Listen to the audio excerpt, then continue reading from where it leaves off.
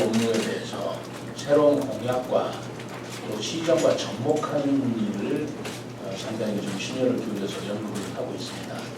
제가 이춘희 시장을 두 번을 만나게 했어요. 한 번은 식사도 한번 하셨고 한 번은 집무실로 인수위원장님하고 같이 찾아뵙고 좋은 얘기를 나눴습니다만 제가 두 번에 걸쳐서 드린 말씀은 이춘희 시장께서도 그동안 애써오신 세종시에 대한 업적이 많이 계십니다. 그런 부분을 발전시킬 일은 더 발전시키기 때문에 그러나 또 시대가 바뀌고 분위기가 바뀐 것에 따른 변화는 변화대로 제가 또 모색함으로써 그런 원고의 지신이라고 그럴까요? 이어갈 것은 이어가고 새롭게는 새롭게 바꿔나가는 그런 역할을 하겠다라는 말씀을 서로 드려서 서로 아주 화기애애한 덕담을 나눠봐도 있습니다. 이춘희 시장님하고 저하고 같이 사진을 찍으면서 같이 다짐했던 것은 어쨌든 간에 행정수도관청은 같이 가지만 하자. 행정수도관청은 같이 저희하도록 하자. 행정수도관청의 목표와 길이 어느 것이냐에 따라서 정부 입장에 따라 다를 수도 있는 것이겠습니다. 거기에 따르지만 우리 세종시민의 영혼은 행정수도관청, 행정수도의 시민으로서의 세종시민의 자긍심을 놓고 있는 여야가 있을 수가 없다. 그리고 전형직이 있을 수 없다. 같이 힘을 합하자라는 그런 무언의 의지는 공감을 했다는 말씀입니다.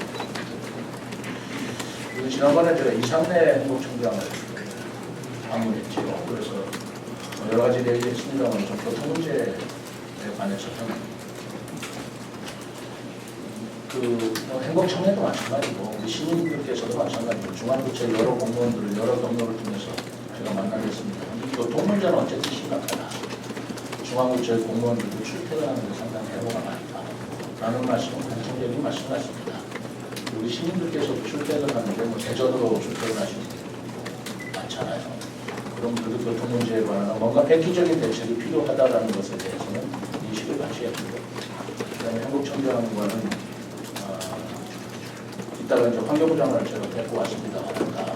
그거는 제가 정리되는 대로 보도자료나 오후에 다시 배포를 해드리겠습니다. 세정부 문제를 논의했는데 제가 늘 여러분들한테 말씀드린 내용 그대로를 행복청장과 환경부 장관님께 전달을 했습니다. 내용은 어쨌든 그 세정부 문제는 기존 4대강 문제하고 자꾸만 결부시켜서 생각할 문제는 아니다. 4대강 이전에 이미 행복도시 기본계획에 설계되고 결정된 그런 수준보 문제이기 때문에 이건 행복도시 자체의 계획으로 봐야지 국가 전체 4대강하고 결부시키는 문제는 아니다라는 것에 대해서는 인식을 좀 같이 했다고 그럴까요? 행복청장도 이렇게 기본계획이 행복청의 4대강 계획 이전에 수립한 건 맞다라는 것을 인정을 해주셨지만 여러 가지로 이 4대강 문제라는 게 세종보만 있는 것이 아니고 전체적인 그런 정리된 입장이 나오는 여러분들한테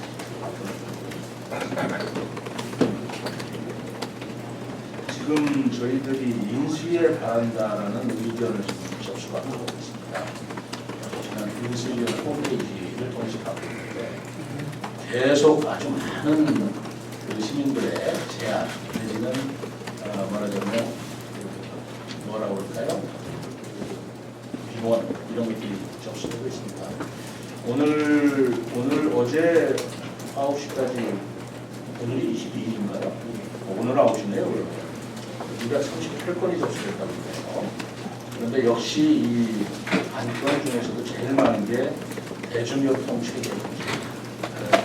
이것이 가장 어려운 문제로 민원이 많았고 그다음에 상가공시를 해달라.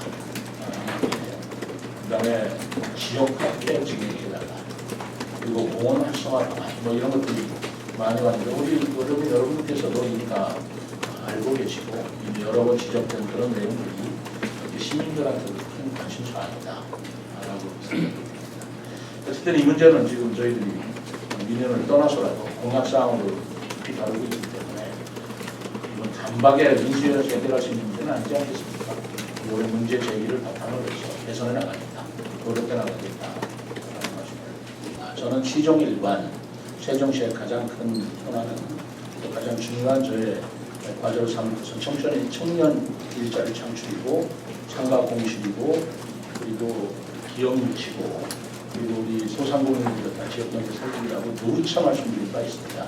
그렇다면 제가 정무부시장이라는 어떤 분을 보시게 되겠습니까? 바로 이 문제를 해결할 수 있는 전문가 내지는 이 문제에 전념할 수 있는 분이 맡았으면 좋겠다. 그래서 지금 정무부시장이지만 제가 취임한 뒤에 조례를 바꾸고서라도 경제부시장으로 다시 만들어서 이런 전문가를 모시려고 하는데요. 그분으로 제가 선택한 분은 우리 지금 인수위의 부위원장으로 하고 계시는 이준배 부위원장을 제가 경제부시장으로 모시려고 합니다. 그분을 제가 잠깐 우선은 일단 분선은 나눠 배포하도록 하겠습니다. 이분은 69년생이고요. 대전 출생이고 그리고 충남기계공업고등학교, 충남기계공업고등학교를 졸업하고 그리고 대학 진학을 안 하고 대학 경제 현장에 뛰어든 청년 창업가 출신입니다. 이준배 내정자는 기능올림픽 금메달 수상자로 입지를 하고 거의 100억 원대 매출 기업을 창업을 해서 성공을 시킨 분입니다. 그리고 나아가서 창업 기업가들을 컨설팅하는 전국 엑셀러레이터 회장으로 활약하면서 본인 회사인 제이비젤 그리고 연동면에 있는 아이빌트 세종동을 설립해서 운영한 저는 실질적인 경제 통으로 보았습니다. 아마 이 내정자가 이 경제 문제에만 전념을 해주시고 학자나 이론이 아니고 실제로 본인이 창업을 하고 창업하는 사람들을 컨설팅을 해주고 도와주는 또 기업인협의회 부회장으로서 중국 지역의 기업인협의회 부회장으로서 활약한 여러 가지 경력을 종합해 본다면 저는 두 가지 점을 이준배 경제부시장을 모신 이유를 들고자 합니다. 첫째는 사실 굉장히 파격적인 인사가 아닐까 생각합니다. 왜냐하면 우리 사회에 사실 이런 말씀 드린다는 것도 이상하기 조차 합니다만 공고, 특성화고등학교죠. 공고 출신으로 스스로 입지해서 자수성가해서 기업을 일으키고 그리고 기업들을 돕는 엑셀레이터 활동을 하는 이런 분이 성공하는 그런 성공신화, 성공사다리가 우리 사회에 많이 배출됐으면 좋겠다. 이런 분들이 많이 나오셨으면 좋겠다. 학벌과 학력과 강의 아니고 아버지 찬스나 누구 찬스가 아니고 본인의 입지로 이렇게까지 성장하는 분이 경제부시장까지 오실 수 있다라는 것은 그 이상으로 얼마든지 또 발전하실 수 있을 것이고요. 이런 청년들한테 희망을 주는 파격적인 인사를 통해서 우리 청년들한테 창업에 대한 의욕을 주시고 도전 정신을 한번 세종시에서 보여주는 계기가 됐으면 좋겠다라는 점이 한 가지 이유고 두 번째로는 실질적인 경제 동전이 필요합니다. 저는 관료 생활을 오래 했기 때문에 교수님들이나 경제 관료는 수없이 만나봤지만 역시 실질적으로 기업을 해본 사람하고는 결이 달라요. 기업을 해보신 분은 논리가 좀 다른 경우가 있습니다. 실질적으로 기업을 해본 분이 세종시의 경제 현장을 누리고 다니면서 우리 청년 창업을 한다. 실질적인 경제 현장에서 해결책을 저한테 말씀해 주신다면 그걸 바탕으로 해서 제가 말씀드리는 청년 일자리 창출이라는 물꼬를 좀 터보겠다라는 두 가지 명분과 이유를 저는 가지고 있습니다. 첫째는 성공시다. 가정 배경이나 무슨 학력이나 아무 배경 없이 스스로 노력해서 성공할 수 있는 그 성공 배경, 성공 신화를 한번 우리 세종시에서도 만들어 보겠다는 생각이 들었고요. 두 번째는 실질적인 기업인 출신의 경제통으로 하여금 경제 운영을 맡게 해보겠다. 라는 두 가지를 우리 이준배 인수위 부회장을 경제부시장으로 내정한 이유가 되겠습니다. 이 문제 정말 어려운 문제입니다.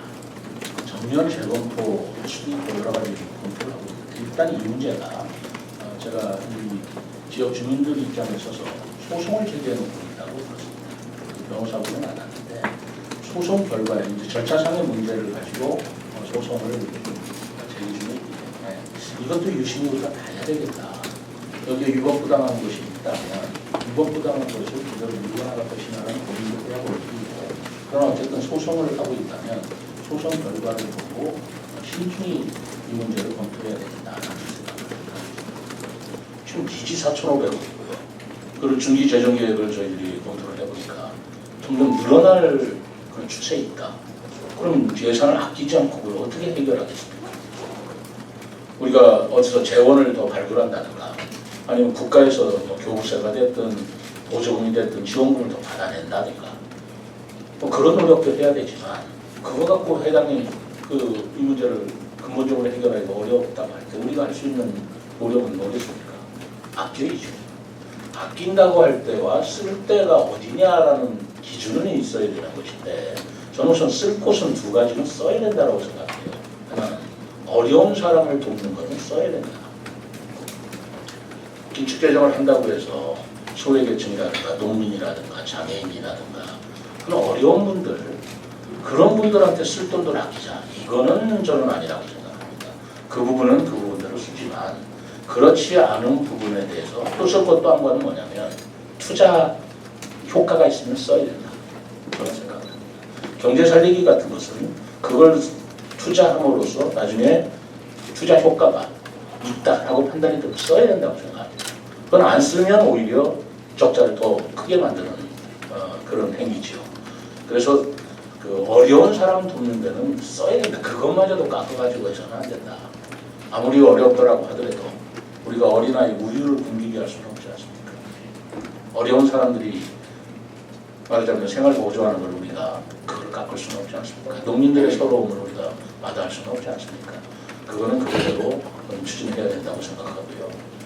그러나 아까 투자 효과가 있는 거라고 과감히 써야 된다는 말씀을 드리고 그 이외의 것에 아마 그 투자 예산 절감을 해야 될 부분은 찾아보면 분명히 저는 있을 것이라고 생각합니다.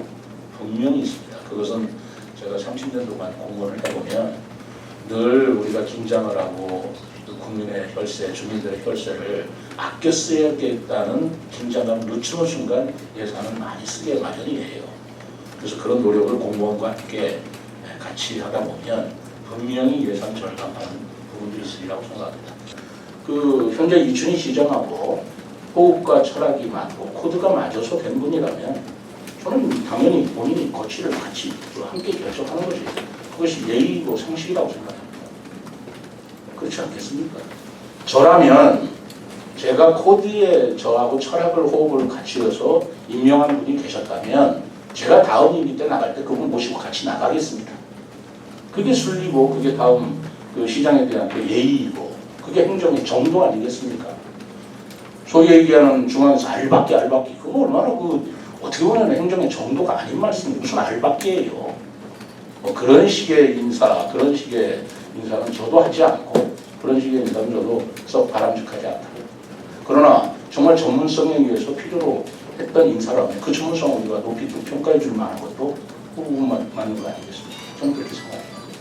그러니까 시민의 의견을 듣는 것은 좋지만 그 결정권을 우리가 시민들이 갖고 있거나 아니면 자치단체장이 갖는 것은 아니다. 의견을 반영할 수 있고 수용한다.